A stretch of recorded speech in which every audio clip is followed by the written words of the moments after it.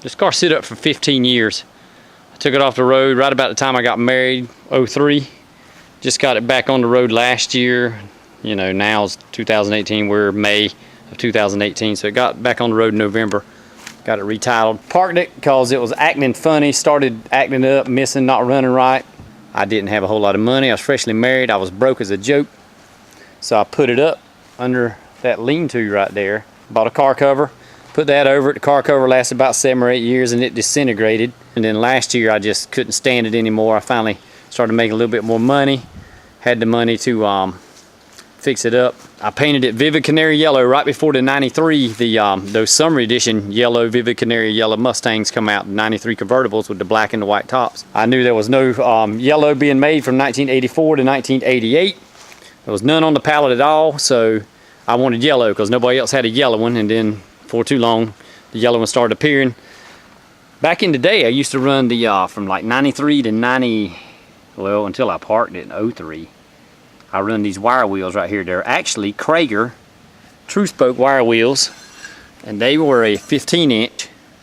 I run that center cap there on it because I was into the lowrider movement, and I'll show y'all a picture of that. And that was real big. And I was running a 205 50-15. Look at the difference when I went to my 17-inch Cobra R wheels. There's about 4 inches of difference in height, and the overall height of the car went way up too. When the car's sitting 15 years, folks, don't park your Fox bodies. Keep them running. Go out there every week. Take it up and down the road. Do something, because a lot of stuff didn't work when I tried to get it back running. I had to put a new horn on it.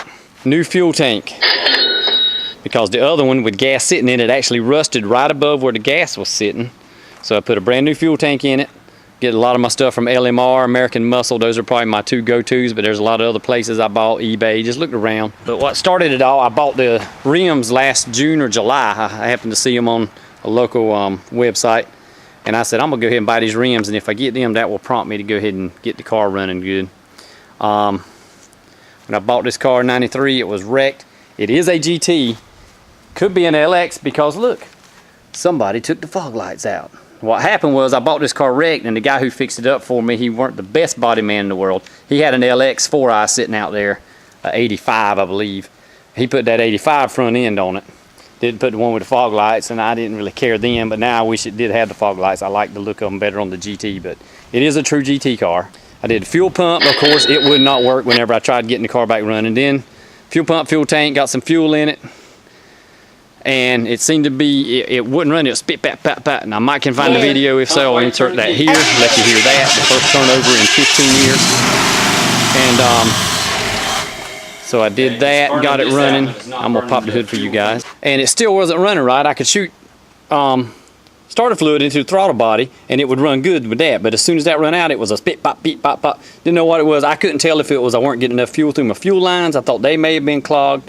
So I managed to, I bought the adapter to pull up my fuel lines right here, and I bought a fuel pressure gauge. The bummer with having the 4Is is you have to find out a lot of stuff on your own because there's just not as many of them. If you look at all the videos of the Fox Body Cruises and Foxtoberfest, 20% are 4i cars, 80% are the 87s and up. I like the 4Is just, I guess, so I can sit my oil right here while I'm changing oil, and while I'm working on, I can sit my tools right here on the on the headlight lamps. That's my joke. But like I say, it weren't running. I ended up taking it to a guy and found out it was my map sensor back here on the firewall was bad, and so it weren't but a 60-buck fix. I paid him his mechanic fee and everything, and valve cover gaskets were leaking pretty bad. So I took the valve covers off, replaced the valve cover gaskets, so they were leaking kind of bad.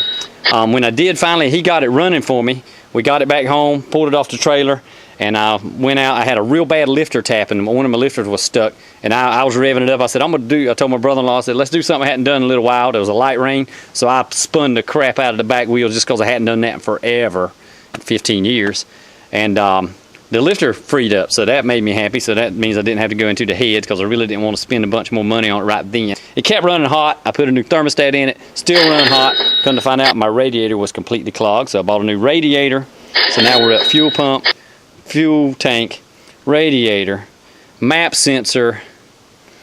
What else to buy? I went ahead and did plugs, wires, all that, because I knew to just go ahead and do that. My solenoid was bad. Solenoid switch was bad. I went ahead and put a brand new coil on it. I've been driving this thing about 6 months now. The other week I was coming home, and about 4 miles from the time I took off from work, sucker just died on me. No fire, no nothing. And I said, okay, I'm thinking it's either coil, distributor module, or the pickup coil inside, because I know if these things get hot, that pickup coil is going bad. It'll shut off on you, and if you let it cool down, it'll crank back up. And I've had that happen before. So I let it cool down, it didn't crank back up, so I went auto parts store, bought me a distributor module right there, and that took care of that. I have put a cold air intake on it since then, trying to get it back show ready. It's got a long ways to go. It's, you know, there's a lot of dirt and a lot of accumulation, but it drives good. I can daily drive it. I'm not scared to daily drive it. I've only had it stop once, and that was when the module went out. I'm not scared of it at all. It runs cool. Cruise control works great. I put another throttle cable in it because I broke one time. I've got the 2-chamber Flowmasters on this car. They sound good. I love that sound, folks. I love that sound. It's an automatic car. I did put a new stereo, new speakers in it because I had an old Alpine unit from back in the day. That was the deal to have one of those. But yeah, fellas, drive them. They're not making them anymore. Man, I get so many compliments on it now, especially with the 4eyes, because they're getting harder to find. I work out at Camp Lejeune, and I ride around base every now and then looking to see if I can find one, and there might be 5, 6 Fox bodies on that entire base with 40,000 Marines. That's, you know, they're rare. There's a couple of 87 and ups. There's one Capri, which is super rare, hard to find now, and there was an 84 GT. I'm putting that picture here. Or no, it was an 86 GT with an 84 front spoiler on it. That looked really good. I'm gonna throw that picture in because that's a beautiful car. Not many 86 and unders at all on the highway around here, and people all the time, you know, wanting to drive, wanting to ride. My kids, they love it. If you got one, send me a pic, send me a link to your video, whatever. If you got 86 or under or not, I'll definitely be at Mustang Week this year. Gonna be doing the Fox Cruise. Might even go to Foxtoberfest, depending on how my money looks whenever the time comes. When I bought the car, there was 80,000 miles on it. I bought it in 93, it's 86, so it's 7 years old, had 80,000 on it. But it's showing 86. That's not 186, that is 286,000 miles. The car actually has over 300,000 miles on the body. We rebuilt that motor at 185,000. Me and my dad, he's been a Chevrolet mechanic, and we shaved and ported, polished the heads. We shaved them 30 thousandths. I went from I was running 977s in the 8th mile. That's bone stock. This car would run 977s, which was fast for a lot of the automatics. Because I had a 91 GT that would never run better than 985. It never did. And same driver, same transmission, same motor. 25 more horsepower, but this car with 200 horsepower, so they say, would outrun that 225 horsepower car all day long. It just would. And probably because this car comes with 327 gears in the convertibles, that car had a 273 gear. Put 10-to-1 pistons in it, flat tops, and that's all I've ever done up there. You've got your cold air intake, your exhaust. I might be hitting, if this car was only a 200 horsepower car then, it's hitting about 260, 270. We're thinking there's 40, 50 horsepower added in with the heads and the pistons. So, I mean, you're looking maybe a 280. I think the car was actually stronger than 200 horsepower.